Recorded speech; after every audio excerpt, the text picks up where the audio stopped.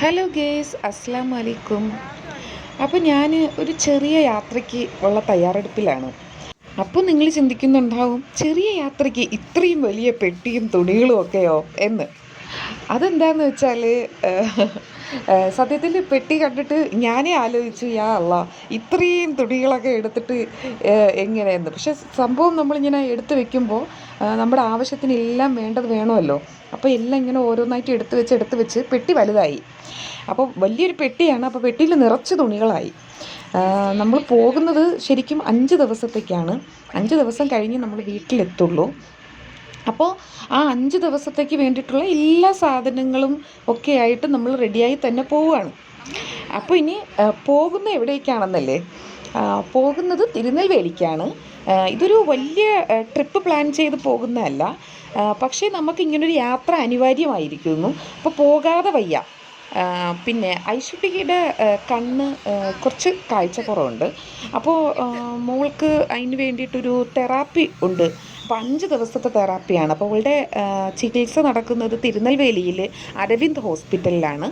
അപ്പോൾ അവിടെ 5 ദിവസത്തെ ഒരു തെറാപ്പി, അതായത് OMS എന്നാണ് അവർ പറഞ്ഞത്. ഒരു ഓർത്തോപ്റ്റിക് എക്സസൈസാണ്. അപ്പോൾ ഈ ഒരു എക്സസൈസ് ചെയ്യുന്നതിന് വേണ്ടിയിട്ട് നമ്മൾ പോവുകയാണ്. അപ്പോൾ പോകുന്നതിലൂടെ നമുക്ക് അത്യാവശ്യം അവിടെയൊക്കെ ഉള്ള കുറച്ച് സ്ഥലങ്ങളും കൂടിയൊക്കെ കണ്ടിട്ടും വരാം. ഇപ്പോൾ എന്നുള്ള രീതിയിൽ ഒരു ഒരു വെടിക്ക് 2 പക്ഷി എന്ന് പറഞ്ഞ പോലെ ഒന്ന് കണ്ടിട്ടൊക്കെ വരാം എന്നൊക്കെ വിചാരിച്ചിട്ട് തന്നെ നമ്മൾ ഇറങ്ങുകയാണ്. അങ്ങനെ പോയ വഴിക്ക് ബ്രേക്ക്ഫാസ്റ്റ് കഴിച്ചു. അപ്പം നമ്മൾ വീട്ടിൽ നിന്ന് അതിരാവിലെ റെഡിയാക്കിയാൽ പിന്നെ വീണ്ടും വീട് ഒതുക്കിയൊക്കെ നിൽക്കുമ്പോൾ വീണ്ടും താമസിക്കും. അങ്ങനെ വന്ന വഴിക്ക് തന്നെ കഴിച്ചു. അത് കഴിഞ്ഞിട്ട് പിന്നെ നമ്മൾ വീണ്ടും യാത്ര തുടരുകയാണ്. അപ്പോൾ മക്കൾ സത്യത്തിൽ ഇതൊരു ട്രീറ്റ്മെൻറ്റിന് പോകുന്നു എന്നുള്ള ഒരു മൈൻഡ് സെറ്റിലല്ല മക്കളുള്ളത്. അവർക്ക് ഇതൊരു ടൂർ തന്നെയാണ്. എന്തായാലും വെക്കേഷനാണല്ലോ. അപ്പോൾ എന്തായാലും പറ്റുന്ന ഇടങ്ങളും കൂടിയൊക്കെ ഒന്ന് കണ്ടിട്ട് വേണം തിരിച്ച് വീട്ടിലേക്ക് വരാൻ എന്ന പ്ലാനോട് കൂടി തന്നെയാണ് നമ്മൾ ഇറങ്ങിയിട്ടുള്ളത്. അപ്പോൾ നമ്മൾ ആദ്യം തന്നെ തിരുനെൽവേലിക്ക് വന്ന് ആദ്യം നമ്മുടെ റൂമിലേക്ക് പോവുകയാണ്. അപ്പോൾ ഫസ്റ്റ് അവർ ഇങ്ങനെ വലിയ റൂമൊക്കെ ഉണ്ടെന്ന് പറഞ്ഞ് നമുക്ക് ആ റൂമൊക്കെ കാണിച്ചു തരികയാണ്. അപ്പോൾ ആദ്യം കണ്ട റൂം നമ്മൾ എടുത്തില്ല. നമുക്ക് എന്തായാലും ഒറ്റ ദിവസത്തേക്ക് മതി ഈ ഒരു റൂം. പിന്നെ അടുത്ത ദിവസം ഓൾറെഡി നമ്മളൊരു വീട് പോലെ ഒരു സെറ്റപ്പ് നമ്മൾ ബുക്ക് ചെയ്തിട്ടുണ്ട്. അപ്പോൾ ഒറ്റ ദിവസത്തേക്ക് വേണ്ടിയിട്ട് നമ്മൾ ഈ ഒരു ചെറിയ റൂമാണ് എടുത്തത്. അപ്പോൾ ബാൽക്കണിയൊക്കെ ഉണ്ട്. പിന്നെ അത് കഴിഞ്ഞിട്ട് നമ്മൾ വീണ്ടും ഹോസ്പിറ്റലിലേക്ക് പോവുകയാണ്. അപ്പോൾ ഫസ്റ്റ് ഡേയിലെ ട്രീറ്റ്മെൻറ്റ് നമ്മൾ ഇന്ന് തന്നെ സ്റ്റാർട്ട് ചെയ്യുകയാണ്. അപ്പോൾ അങ്ങനെ നമ്മൾ വീണ്ടും ഒന്ന് ഫ്രഷായിട്ട് ഡോറൊക്കെ ലോക്ക് ചെയ്ത് നമ്മൾ തിരിച്ച് ഹോസ്പിറ്റലിലേക്ക് പോവുകയാണ്. അങ്ങനെ നമ്മൾ ഹോസ്പിറ്റലിലേക്ക് പോകുന്ന അപ്പോൾ കാറിലേക്ക് കയറണമല്ലോ. അപ്പോൾ അങ്ങനെ നടന്ന് ജസ്റ്റ് ഇങ്ങനെ പോകുമ്പോഴുണ്ടല്ലോ ഈ കുയിലിൻ്റെ നാദം ഇങ്ങനെ കേൾക്കാം കേട്ടോ. അപ്പോൾ അങ്ങനെ ഒരു വിളിയുണ്ടല്ലോ. ഈ വിളി ഞാൻ എവിടെ കേട്ടാലും, അതിപ്പോൾ ഇവിടെ നിന്നല്ല, ഞാൻ എവിടെ കേട്ടാലും ഞാൻ അതിൻ്റെ കൂടെ ഒന്ന് എന്നിങ്ങനെ വിളിക്കാനായിട്ട് നോക്കും കേട്ടോ. അപ്പം അങ്ങനെ വിളിച്ചിട്ട് ഞാനൊരു പാട്ടൊക്കെ കുയിലേ ഒരു